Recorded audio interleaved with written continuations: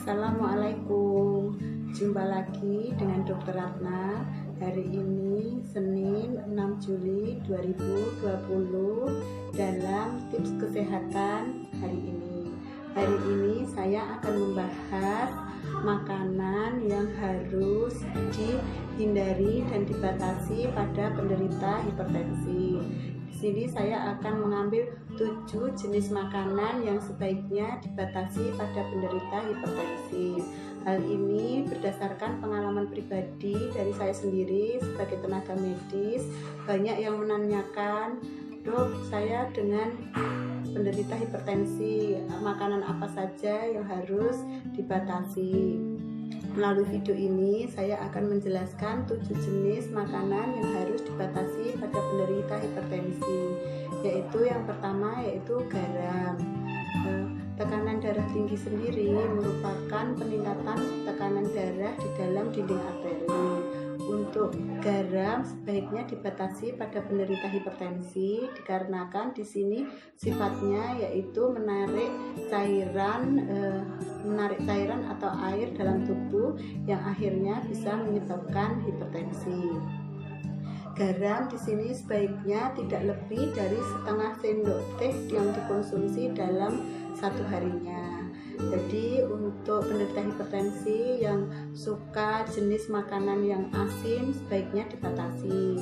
Yang kedua yaitu daging olahan.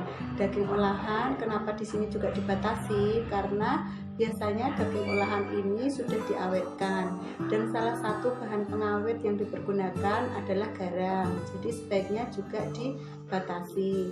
Yang ketiga yaitu sup kalengan. Sup kalengan juga sebaiknya dibatasi pada penderita hipertensi. Lagi-lagi karena salah satu bahan pengawetnya yaitu juga adanya garam. Yang keempat adalah acar. Acar dibuat dari cuka, garam, dan mentimun.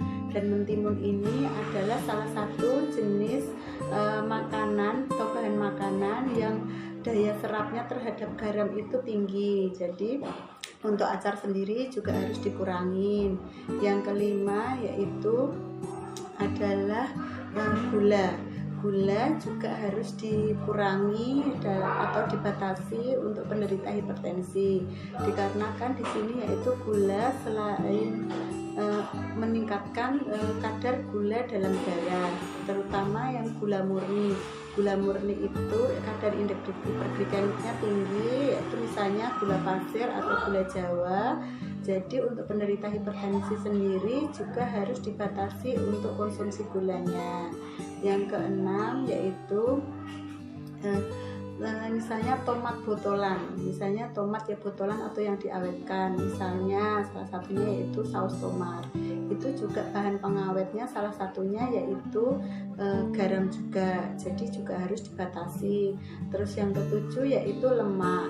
Lemak pada penderita hipertensi juga harus dibatasi, terutama yaitu lemak jenuh. Jadi contoh bahan makanan misalnya kulit ayam. Jadi kalau mau konsumsi daging sebaiknya daging segar, dagingnya yang di dalamnya tanpa kulit, seperti itu.